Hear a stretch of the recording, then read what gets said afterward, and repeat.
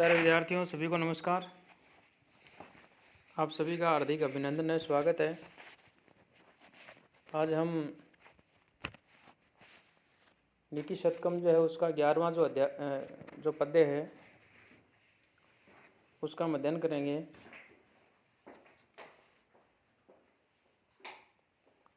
शक्यो वारितुं जलेन हुतभुक् क्षत्रेण सूर्यातपो नागेन्द्रो निशितान् अंकुशेन समदो दंडेन गोगर्दभः व्याधिर्भेषज संग्रहस्य विविधैः मंत्रैः प्रयोगैर्विषं सर्वस्य औषधम् अस्ति शास्त्र विहितं मूर्खस्य नास्ति औषधम्।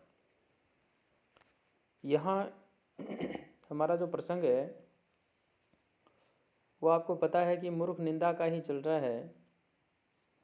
और यहाँ इसके अंदर भी जो मूर्ख निंदा उसी के संदर्भ में ही बात कही। ये हमारा जो काव्य है ये मुक्त काव्य है, आप सभी को पहले से पता है इस बात का।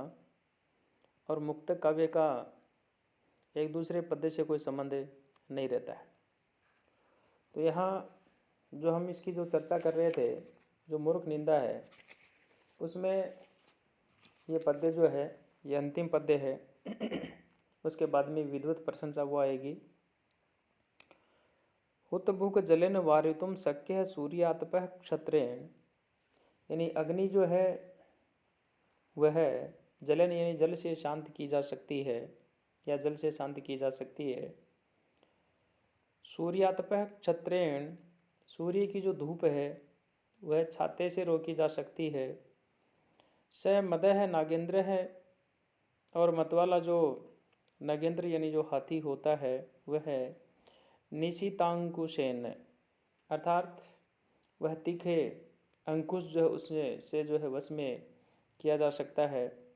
गोगर्दभः दंडेन, और जो गोगर्दभः दंडेन, जो गोगर्दभ है अर्थात जो गधा होता है वह, और जो बैल होता वह डंडे से जो है उनको नियंत्रण में किया जा सकता है, या यूँ कह सकते हैं कि उनको जो है हटाया जा सकता है, या उनको जो है वश में किया जा सकता है, रोका जा सकता है।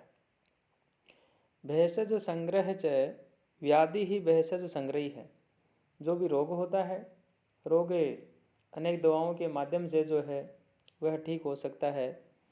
विषम विविधई मंत्रई प्रयोगई च, और यदि विष होता है तो वह अलग अलग तरह के जो मंत्र होते हैं उन मंत्रों एवं साधना से जो है उसको शांत किया जा सकता है। वारितुम शक्यम, यानी शांत किया जा सकता है।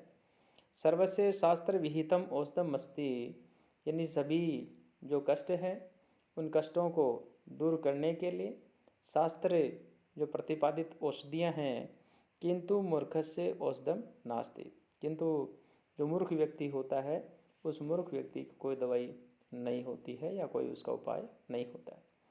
यहाँ जो उदाहरण दे दे करके जो बताए हैं और कहा है कि आग जो है बहुत ही विनाशकारी होती है, फिर भी उसे जो है पानी से शांत किया जा सकता है, बुझाया जा सकता है।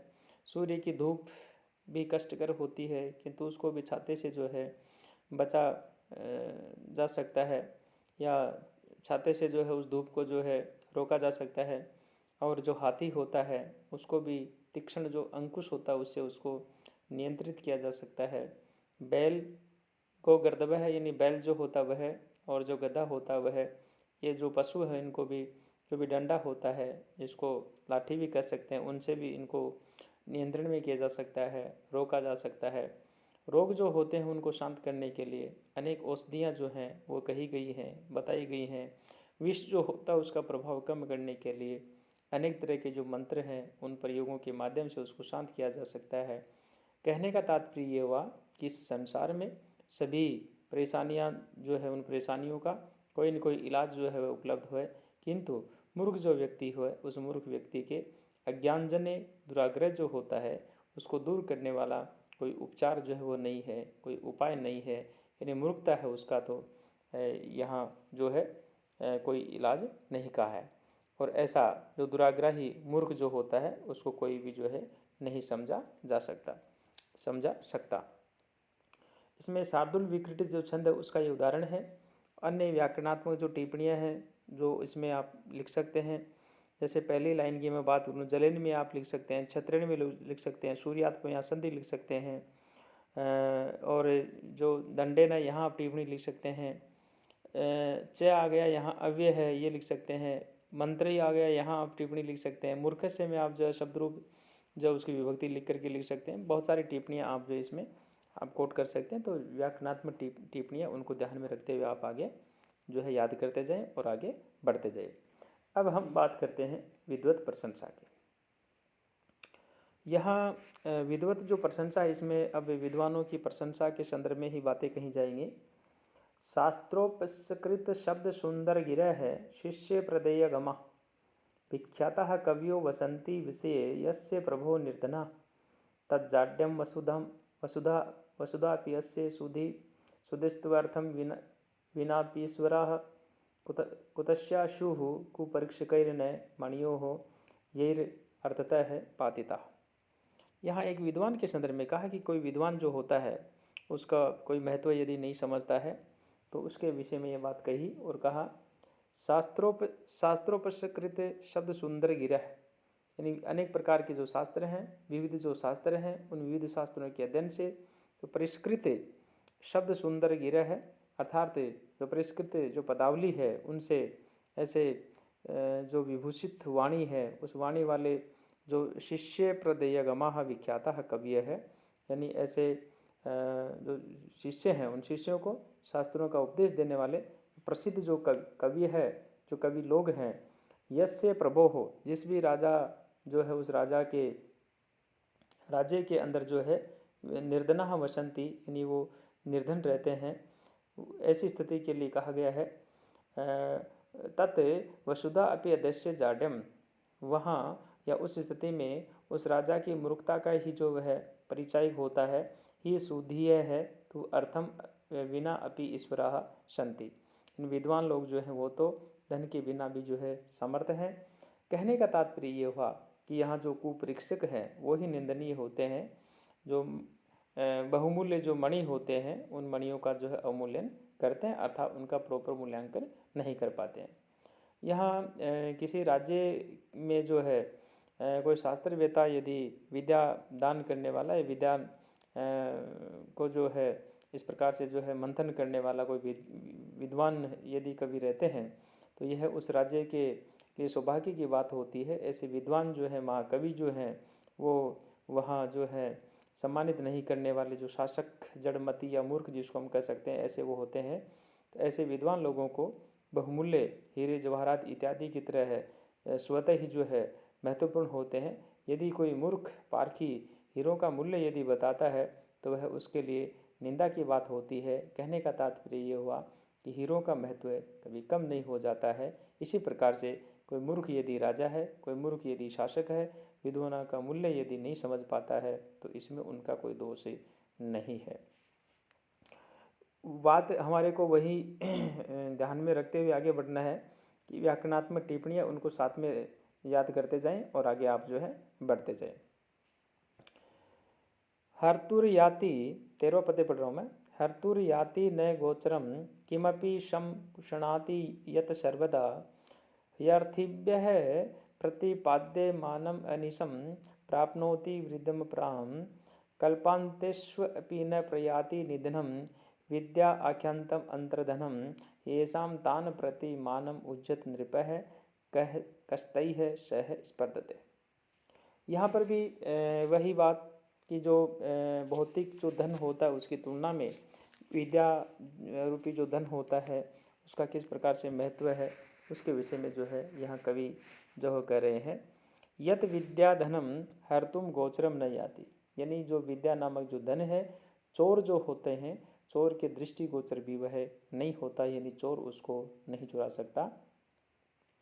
सर्वदा किमपि संपुषणाति, और यह विद्या रूपी जो धन होता है सदा मनुष्य का हित या सुख जो है बढ़ाता ही जो है वह रहता है, और जो हमेशा जो है अनिशम अर्थिव्य प्रतिपाद्यमानम प्राम वृद्धिम आपनोति, जो निरंतर विद्यार्थियों को विद्या देने से जो है या विद्या देने पर जो है ये बढ़ता ही जाता है। ऐसा जो धन होता है वह कल्पांतेषु अपि यत निधनम न प्रयाति, यानी कल्पांतों में भी या प्रलय में भी युगांत में भी नष्ट नहीं होता है। ऐसा वह जो है तत् विद्या आख्यम, ये ऐसा विद्या रूपी जो धन है, विद्या नामक जो धन है, ऐसा जो ये शाम अस्ति, ये गुप्त धन जो है जिन विद्वानों के पास में जो है, हे नृपाः तान प्रति मानम उजते तई सह कैस्पर्धते। हे राजा, आप ऐसे विद्वानों के साथ में जो है कौन स्पर्धा कर सकता है, अर्थात आप इनके सामने जो है अभिमान करना छोड़ दे या अभिमान की भावना वो छोड़ दे। तो यहाँ जो विद्या है उस विद्या के महत्व के विषय में बात जो इसमें कही गई है, आपको भी उसी प्रकार से जो इसको याद रखते हुए आगे बढ़ना। महत्वपूर्ण पद्य है। व्याकरणात्मक टिप्पणियाँ है उनको आप जो है साथ साथ में याद करते रहें। और अब हम आगे चलते हैं 14वें नंबर पद्य पे। अधिगत परमार्थान पंडितान मावमस्थाः तृणम इव लघुम लक्ष्मीर्नैव तान समरुन्नधिः अभिनव मदलेखा श्यामगंड स्थलानां न भवति विषतंतुर्वारणम वर्णनाम। अधिगत परमार्थान पंडितान अवमस्तदा, यानी शासक वर्ग जो है उनको यहाँ संबोधित करते हुए जो विद्वान लोग हैं उन विद्वानों के स्वाभिमान का वर्णन करता हुआ जो कवि है वो ये कह रहे हैं। अधिगत परमार्थान पंडितान अवमंस्था, यानी परम सत्य जो है उसको जानने वाले विद्वान जो लोग हैं उन विद्वानों का कभी भी जो है अपमान जो है वह मत करो। लघु तृणम इव लक्ष्मी ही तान नैव समरुणादि, तुच्छ तिनके के सम्मान ये जो धन होता है, यह धन उन्हें जो है नहीं बांध सकता है। विषतंतु अभिनव मदलेखा श्याम गंड स्थलानाम मारणानाम वारणम न भवति, यानी कमलनाल का कोमल जो तंतु होता है वह मतवाला जो या मदजल की धारा से श्याम कपोलों वाले मतवाले हाथी जो होते हैं उन हाथियों को बांधने की जो श्रृंखला जो है वह नहीं बन सकता। कहने का तात्पर्य यह है कि उन मतवाले हाथियों को जो है रोकने में समर्थ जो है वह नहीं हो सकता। अगले पद्य के अंदर कहा अम्बोजिनी वन विहार विलासम एव हंसन से हंति नितराम कुपितो विधाता न त्व अस्य दुग्ध जल भेद विधौ प्रसिद्धा वैदग्धम कीर्तिम अपहर्तुम असौ समर्थ है। कोई शासक विद्वान जो लोग हैं उनकी विद्वता को नहीं छीन सकता। इस बात को यहाँ एक उदाहरण के माध्यम से इस बात को समझाया है और कहा विधाता कुपित हंसत से अम्बोजिनी वन विहार विलासम एवं नितराम हंति। ब्रह्मा जो है वह यदि कुपित होकर हंस जो होता है उस हंस के अम्बोजिनी वन विहार विलासम एवं नितराम हंति, कमल वन में विचरण की जो लीला होती है उसके ऊपर वह रोक लगा सकता है या पूर्णतया उनको रोक सकता है। परंतु तू असौ अस्य दग्ध जल भेद विधौ प्रसिद्धां वैदग्धम कीर्तिम अपहर्तुम न समर्थ अस्ति, किंतु वह भी इसकी जो दूध और जल जो होता है उसको अलग अलग करने में उनकी जो प्रसिद्ध जो कुशलता है, जो उनकी जो कला है, उसके जो यश होता है उस यश को जो है वह नहीं मिटा सकता। यानी कोई भी ऐसा शासक जो अपने आश्रित जो विद्वान लोग होते हैं उन विद्वान लोगों को जो है यहाँ कभी भी जो है इस प्रकार से जो है सत्ता बल से जो है उनको वह नहीं बिगाड़ सकता। कहने का तात्पर्य ये हुआ कि हंस जो है वह ब्रह्मा के आश्रित है। यदि ब्रह्मा उनसे यदि रुष्ट हो जाते हैं, यदि वो रूठ जाते हैं तो ऐसी स्थिति के अंदर वह केवल और केवल मात्र जो है उनको वन में आने से रोक सकता है, लेकिन उनकी जो कला है उस कला को जो है वो भी नहीं रोक सकते। तो प्यारे विद्यार्थियों, आप सभी से मेरा आग्रह ये रहेगा कि आप इनको जो है पढ़ें और यदि कोई बात समझ में नहीं आती है तो आप ग्रुप के माध्यम से पूछ सकते हैं। सभी का